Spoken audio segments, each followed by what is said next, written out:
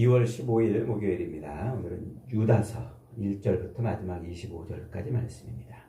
발을 담그지 말라 제목입니다. 발을 담그지 말라. 이 유다서는 예수님의 동생인 유다가 썼어요. 마태복음 13장 55절 56절에 보면은 예수님에게는 4명의 남동생들이 있었어요. 야고보와 요셉과 시몬과 유다. 그리고 몇 명인지는 알 수 없지만 여동생들도 있었습니다. 예수님의 형제들이 여러 명 있었는데, 이들은 예수님이 살아계실 때, 예수님의 제자들과 함께 사역을 하실 때 예수님을 믿지 못했어요. 그리고 마가복음 3장 22절에 보니까 심지어 예수님이 귀신에 들렸다 이렇게 할 정도로 예수님을 이제 믿지 못했죠.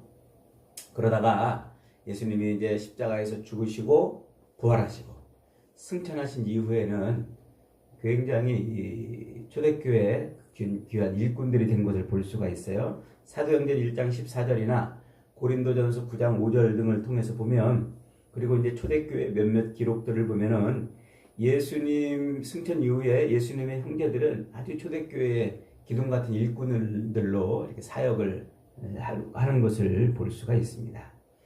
그런데 이제 예수님의 남자 형제들 중에 맨 마지막 유다에 대해서는 별로 알려진 바가 없어요. 그리고 지금 이 유다가 편지를 쓰고 있는데, 이 편지를 받고 있는 교회들, 수신자들이죠. 이들에 대해서도 잘 알려지지 않았어요. 어떤 교회가 누가 받는지 말이죠.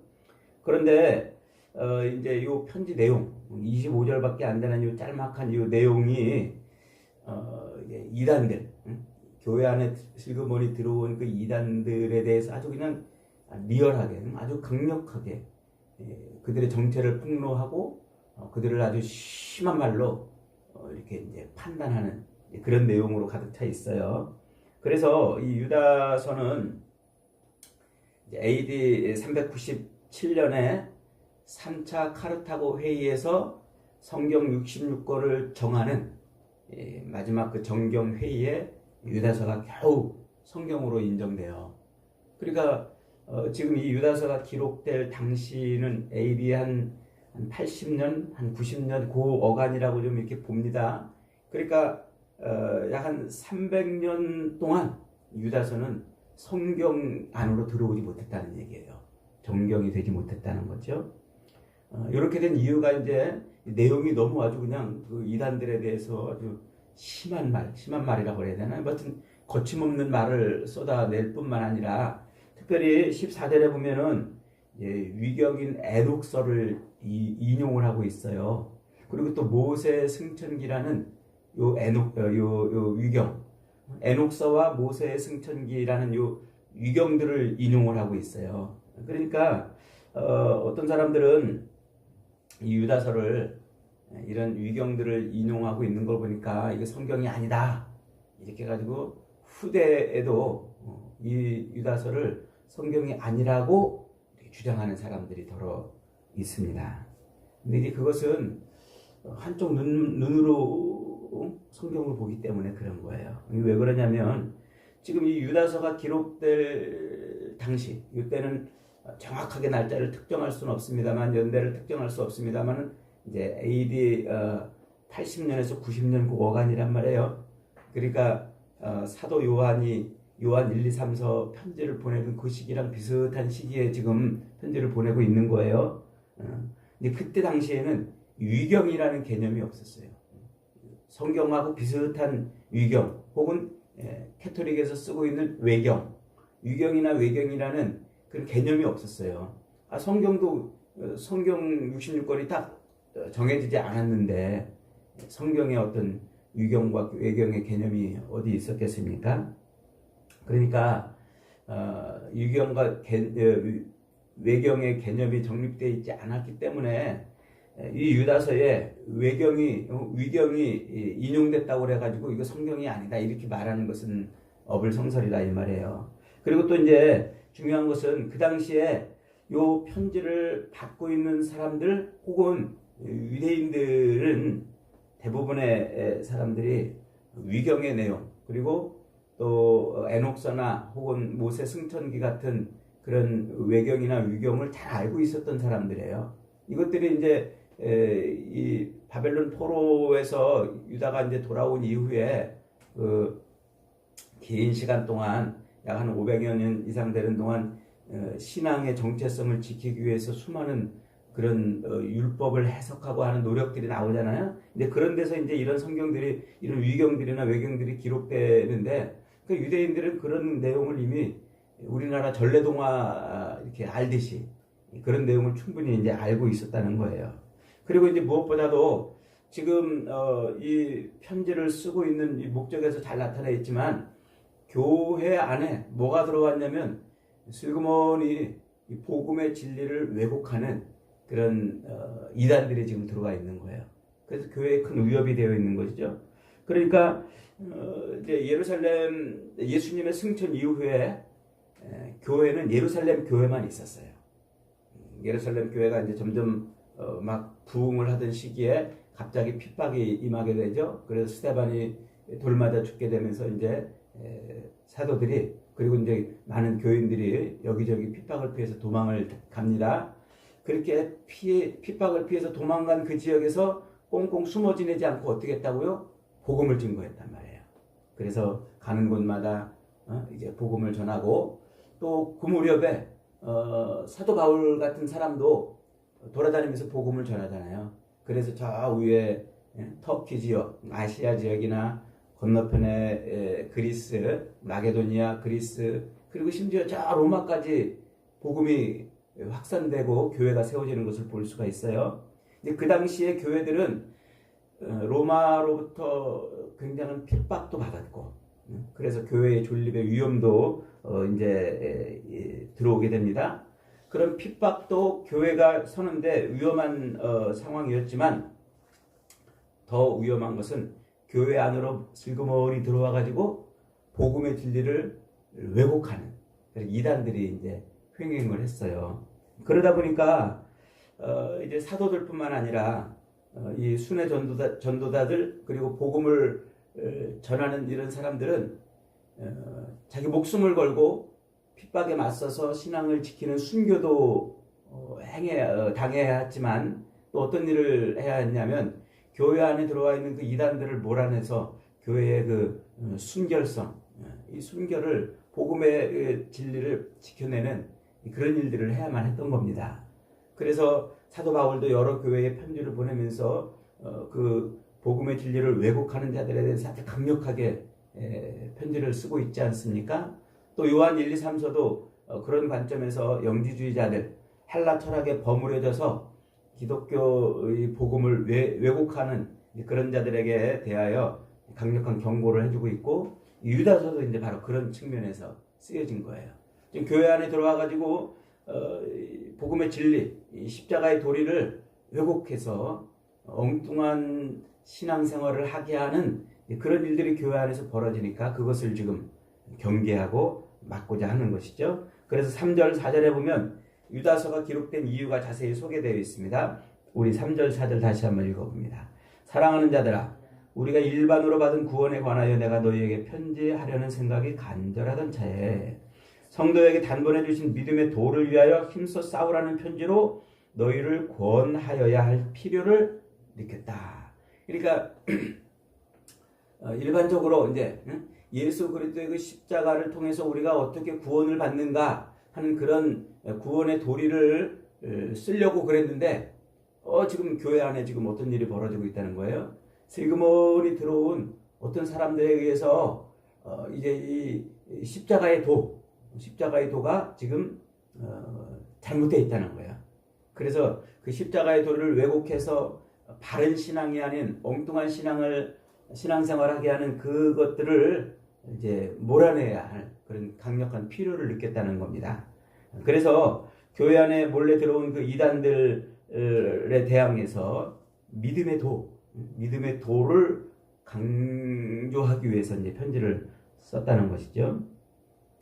유다서를 받는 교회가 어떤 교회인지, 또 어디에 있는 교회인지 분명하게 알 수는 없습니다만, 그 전체적인 내용과 특별히 4절 후반부를 보면 이렇게 말하고 있어요. 그들은 경건하지 아니하여 우리 하나님의 은혜를 도리어 방탕한 것으로 바꾸고 홀로 하나이신 주제 곧 우리 주 예수 그리스도를 부인하는 자라 이렇게 말하고 있는 것으로 보아서 이제 교회 안에 들어와 있는 그 영지주의자들 요한 1, 2, 3, 4 공부할 때 충분히 배웠죠. 그 영지주의자들이 이제 교회를 혼란하게 하고 있는 이런 그런 상황에 맞닥뜨려진 교회를 위해서 지금 편지를 쓰고 있는 겁니다.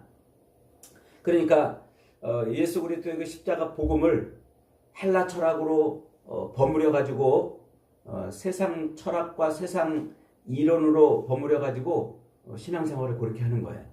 십자가의 바른 도가 아니라. 그래서 교회 안에 들어와서 믿음을 흔들어 놓는 그런 이단들, 세상 철학으로 복음을 이해하고 세상 가치관과 세상 풍습으로 신앙생활을 하려고 하는 그런 이단들에 대해서 지금 경계를 하고 있는 거죠.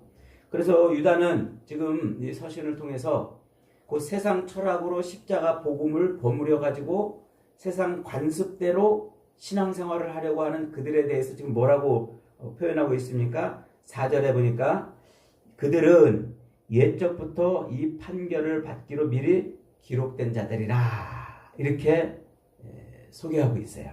그러니까 교회 안에 들어와 가지고 이 십자가 복음을 헬라 철학, 세상 철학으로 버무려 가지고 십자가 도를 왜곡하고 그리고 세상 관습과 풍습으로 신앙생활을 하려고 하는 그들, 그 이단들이죠. 슬그머니 들어온 자들이죠. 그들은 어떤 자들이라고요? 이미 하나님이 그들을 심판하시기로 이미 작정해 놓은 그런 자들이라 이렇게 지금 표현을 하고 있는 거예요. 그러면서 5절부터 7절에서는 그 심판의 세 가지 전례를 소개하고 있어요. 첫 번째는 옛날에 애굽에서 이스라엘 백성들을 꺼내가지고 광야로 끄집어 내왔잖아요. 그래서 광야로 끄집어 낸 것은 그 광야에서 잘 먹고 잘 살게 하려는 것이 아니라 어디를 들어가게 하려고? 가나안 땅에 들어가게 하려고 애굽에서 끄집어 내왔다는 얘기예요. 그런데 그들이 자기들을 약속의 땅 가나안으로 들어가게 하실 그 하나님을 믿지 못해요. 신뢰하지 않아요. 그래서 많은 사람들이 그 광야에 뼈를 묻고 광야에서 그냥 인생이 다 끝나버립니다. 그러니까 그 광야에서 하나님의 심판으로 죽은 사람들이 부지기수라는 거예요. 그러면서 이제 그렇게 이스라엘이라고 해서 묻어서 광야로 나왔지만 그러나 그들이 다 가나안에 들어가는 것은 아니고 그들도 하나님의 심판을 받는 자들이 있었다. 그 얘기예요. 두 번째로는 그 다음에 이제 자기 지위를 지키지 않은 천사들이 큰 심판의 날까지 결박된 그런 이야기를 좀 하고 있어요. 요거는 이미 베드로 후서를 강의할 때 제가 자세히 설명했어요. 베드로후서 2장 강의를 다시 한번 묵상해 보시기 바랍니다. 그리고 이제 세 번째는 소돔과 고모라 사람들과 그 이웃 도시 사람들이 다른 육체를 따라갔다가 멸망받았다는 얘기를 하고 있어요. 그러니까 다른 육체를 따라갔다 이 말은 정욕과 욕망을 채우는 삶을 살았다 이 말이에요. 하나님께서 우리 인생을 이 땅에 만들어 놓으시고 이 땅에 태어나게 하신 것은 생육하고 번성하고 하나님의 영광을 위해 살게 하시려고 했는데 그 육신으로 사는 동안 뭐 했다는 거예요? 자기 정욕과 욕망을 채우는 삶을 살았다. 그래서 그들은 어떻게 됐다? 그들은 결국 다 심판을 받았다. 이 말을 하는 겁니다. 그러면서 이제 7절 끝에서 유다는 이렇게 표현하고 있어요. 7절 끝에 보면은 영원한 불의 형벌을 받음으로 거울이 되었느니라 이런 표현을 썼어요. 거울이 됐다는 게 뭐예요? 본보기가 됐다는 거예요. 본보기.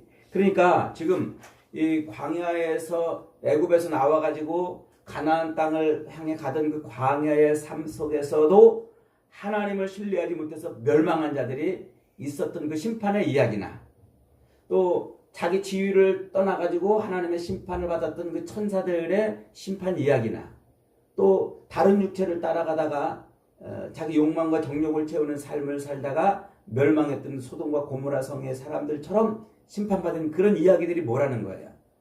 그때 그런 심판받은 이야기들은 역사적인 그 이야기로 끝나는 게 아니라 그것이 지금 우리에게 반면 교사가 되고 있다는 거예요. 그 심판의 이야기는 여전히 우리에게 모든 시대를 향한 본보기요 경고이며 하나님의 심판이 반드시 있을 것이라는 그런 본보기, 거울이라는 말이에요. 그러니까 이 교회 안에 들어와 가지고 가만히 들어와가서 세상 철학으로 복음의 진리를 버무려서 복음의 진리를 왜곡시키는 사람들, 그들, 그리고 또 자기 육체를 따라 사는 거죠. 이제 욕망과 정욕을 채우며 사는 자들에 대해서 하나님이 어떻게 하신다고요? 반드시 심판하신다. 그러니까 교회 안에 들어와 있다고 다 구원받은 백성이 아니라는 거예요. 그들 중에는 복음의 진리를 왜곡하는 자들도 있고, 그들 중에는 이 복음대로 살지 않고 자기 욕망과 육체를, 정욕을 채우는 육체의 삶을 사는 자들도 있더라 하는 거죠. 그들에 대해서 하나님 어떻게 하신다고요? 반드시 심판하신다 하는 거예요. 심판하신다. 그러면서 이제 유다는 계속해서 8절부터 13절에서 그 복음의 진리, 십자가의 복음을 세상 철학으로 버무려서 신앙생활하는 자들의 그 실상을 소개해주고 있어요. 그들은 어떤 사람들이라요? 어떤 사람들이라는 거예요? 한마디로 하나님의 영광을 가로챈 자들이라는 거예요. 그 다음에 하나님의 영광을 가로챈 교만한 자들일 뿐만 아니라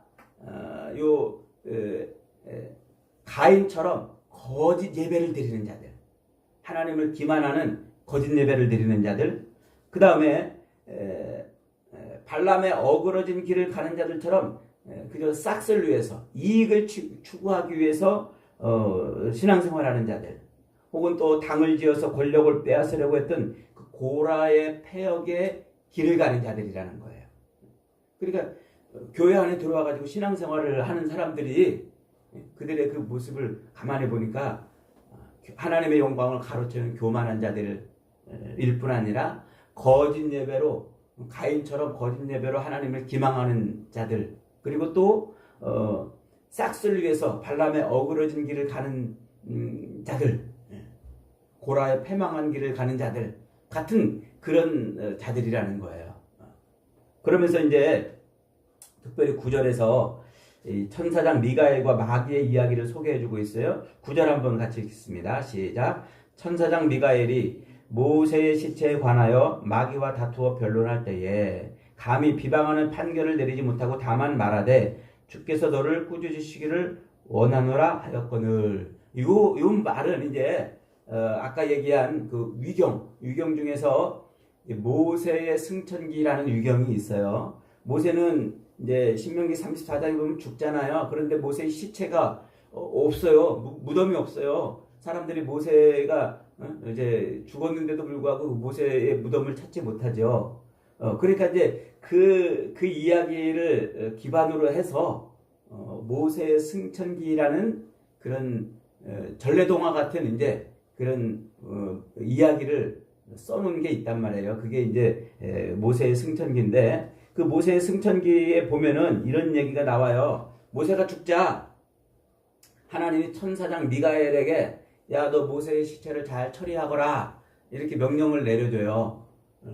그러니까 이제 모세의 시체를 그냥 내비두면은 사람들이 이제 모세를 하나님처럼 섬기고 그 모세의 무덤을 마치 우상을 섬기듯 이제 그렇게 해놓을 것을 아마 염려하셨던 것이겠죠. 그래서 하나님이 미가엘 천사장에게 그 모세의 시체를 잘 처리하거라 이렇게 명령을 내려주니까 마귀가 느닷없이 나타나가지고 야, 그 모세의 시체는 내 거야 이렇게 주장했다는 거예요.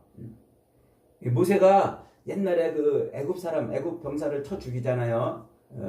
그러면서 이제 광야로 도망치게 되는 그런 빌미가 되는데, 그때 그 사람을 죽인 그 죄 때문에 마귀인 자기가 그 모세의 시신에 대한 권리가 있다는 거예요. 그래서 이제 천사 미가엘한테 야, 그 모세의 시체를 나한테 줘, 내가 처리할 거야 이렇게 이제 주장을 했다는 거예요. 그러자 미가엘이 하나님의 명령을 받았기 때문에 그 마귀를 단번에 탁 쳐가지고 마귀를 꼬꾸라뜨릴 수도 있었지만 미가엘이 그러지 않았다는 거예요. 그러지 않고 하나님의 주권에 대해서만 설명했다는 거예요. 하나님이 어떤 분이시고, 야, 하나님이 왜 모세의 시체를 나에게 맡긴 이유가 뭔 줄 아냐? 하나님의 영광을 드러내려고 그런 것이야. 그러면서 그 마귀를 딱 멸할 수도 있었는데 그러지 않고 하나님의 주권만 설명했다는 거예요. 마귀한테 미가엘 천사가 그 얘기를 지금 하고 있는 거예요. 이게 무슨 얘기냐면, 그러니까 이 미가엘 천사장도 하나님의 명령을 직접 받아서 얼마든지 마귀를 자기가 칠 수 있었지만 하나님의 영광을 가로채지 않고 하나님의 주권을 고스란히 인정하고, 너 그렇게 까불다가는 하나님 앞에 혼나, 하나님이 너를 치실 거야, 그 정도 얘기하고 끝냈다는 거예요. 그런데 어떻다는 거예요? 하나님의 명령을 직접 받은 미가엘 천사도 그 정도로 하나님의 영광을 드러내는 것으로 끝냈는데, 이 사람들이 어떻다는 거예요? 교회 안에 몰래 들어온 이 이단자들, 이 사람들은 하나님의 영광을 가로챘다는 거예요. 자기 마음대로, 자기가 마치 하나님인 것처럼 교회를 흔들었다는 거예요. 그 얘기를 지금 하고 있는 거예요.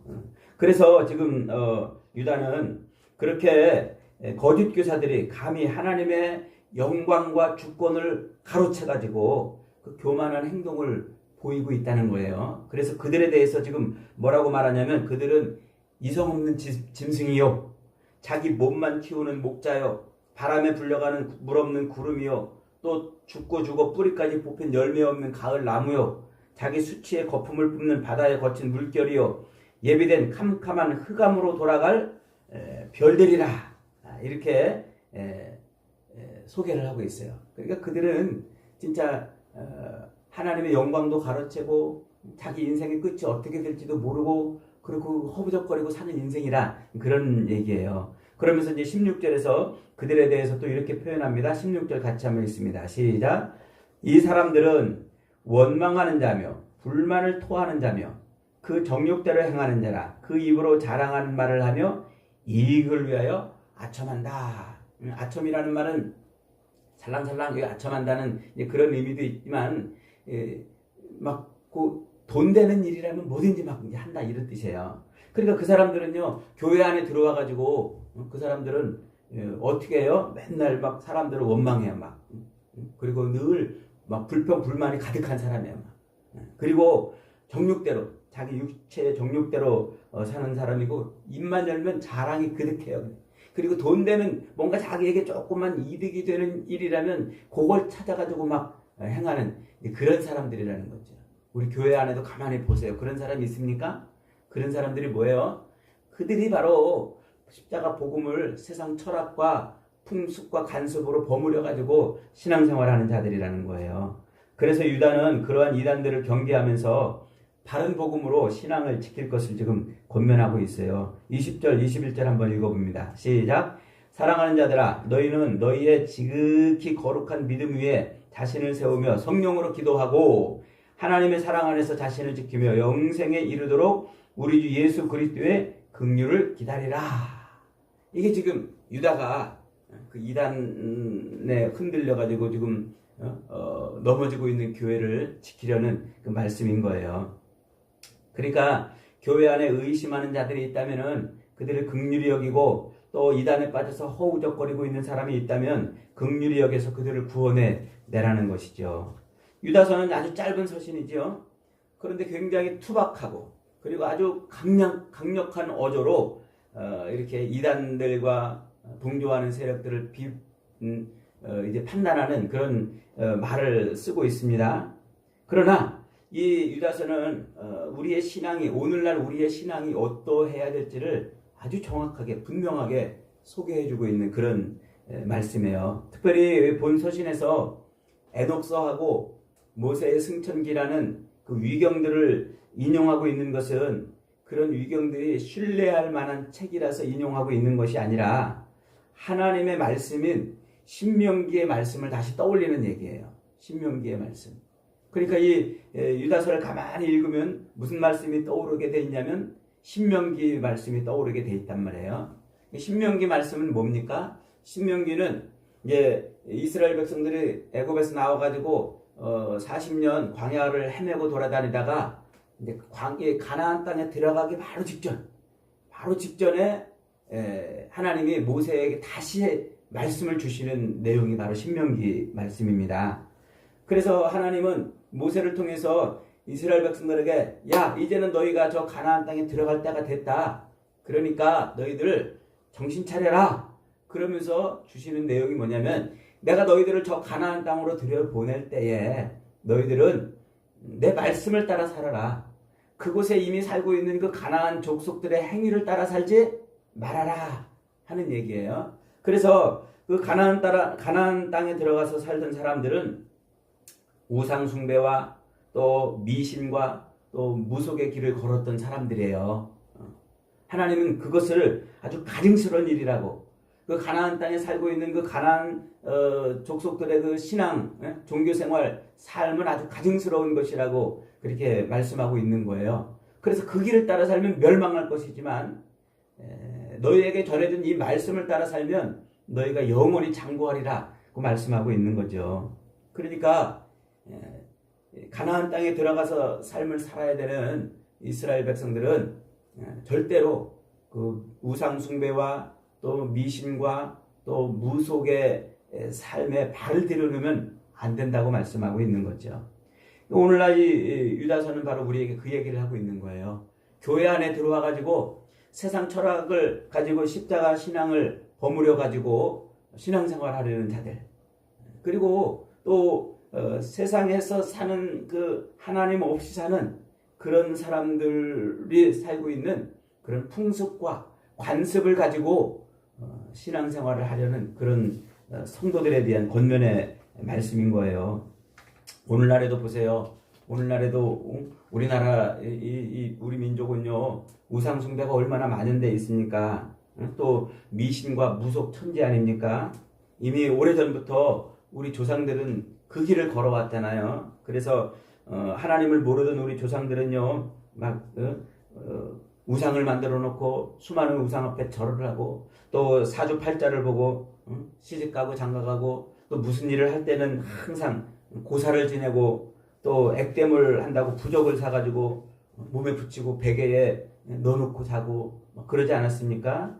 또 손 없는 날을 찾아가지고 이사를 한다고 그러고 또 늘 조상 귀신을 기분 좋게 하기 위해서 전전긍긍하고 점쟁이를 찾아가고 무당 찾아가서 기름을 묻고 미래의 일을 알려고 구판을 벌려서 병 고치기도 하고 말이죠. 그러니까 그 우리 민족이 걸어왔던 그 길이 그 길인 거예요. 우상 숭배와 미신과 무당을 무속을 따르는 길이죠. 그런데 오늘날 교회, 한국 교회 안에도 그런 것들이 슬그머니 들어와 가지고 십자가 복음에 어떻게 됐다는 거예요? 버무려져 있다는 거예요. 섞여 있다는 거예요. 그래서 십자가 복음을 왜곡해 가지고 그 우상을 섬기던 그 조상들의 그 길을 따라 사는 거예요. 말로는 신앙생활 한다 그러고 말로는 예수를 믿는다 그러는데 실제 그 자기들이 걷는 길은 우상숭배의 길이고 미신의 길이고 무속의 길이라는 거예요. 그래서 그런 안타까운 모습이 지금 우리 조국의 교회 가운데 있는 겁니다. 그러니까 그런 모습을 어떻게 해야 된다는 거예요? 떨쳐내야 되는 거예요. 진짜 바른 복음, 진짜 십자가의 바른 진리를 묵상하고 따르고 그 길을 걸어가야 된다고 말하는 거죠. 안타깝게도 오늘날 마귀는 한 영혼이라도 더 그렇게 하나님에게서 뺏어가려고 교회 안에 들어와서 그런 역사를 합니다. 그래서 십자가 복음을 세상 철학과 버무리게 하고 세상 우상 숭배하는 것처럼 예수를 믿게 하고 또 미신과 또 무속을 따르는 것처럼 그렇게 신앙생활을 하게 만들어 놓습니다. 그래서 우리 한국교회 안에도 그런 일들이 비일비재해요. 보면은 그래서 막 어떤 사람들은 자기가 막 예언자인 것처럼 막 예언을 하기도 하고 어떤 사람은 자기가 병 고치는 은사를 받았다고 그래서 막 그 병 고침의 치유와 뭐 이적을 행하려고 그러고 어떤 사람들은 자꾸 무슨 자기가 무슨 뭘 본다고 그러고 귀신을 봤다고 그러고 뭘 했다고 그러면서 성도들의 마음을 사로잡아요. 그래서 거기에 꼭 꼼짝없이 붙들리게 해가지고 신앙생활을 엉터리같이 하게 만드는 것이죠. 여러분, 사탄을 가볍게 보면은 안 됩니다. 마귀의 그 역사를 우리가 가벼이 여기면 안 돼요. 마귀는 굶주린 사자처럼 울부짖으며 먹이를 찾아다닌다고 그랬어요. 그 마귀는 또 영적인 존재 아닙니까? 우리보다 훨씬 더 지혜롭단 말이에요. 그러니 우리가 그 모든 마귀의 그런 사탄의 공격을 이기려면 다른 거 없어요. 하나님의 바른 말씀, 이 기록된 말씀을 통해서 바른 신앙을 지키는 것, 십자가의 바른 신앙을 지키는 것밖에는 없는 거예요. 사탄이 아무리 강해도 예수 그리스도의 이름으로 성령을 의지하여 이 말씀을 따라 살면 이길 수 있는 겁니다. 저와 여러분도 오늘 이 시대 세상 철학과 우상과 미신과 무속에 버무려진 그런 신앙생활하는 게 아니라 진짜 살아계신 하나님의 말씀, 성령을 의지하는 이 말씀을 따라서 믿음 생활해서 하나님 앞에 칭찬받는 복된 인생들이 다 되시기를 주님의 이름으로 축복합니다. 아멘.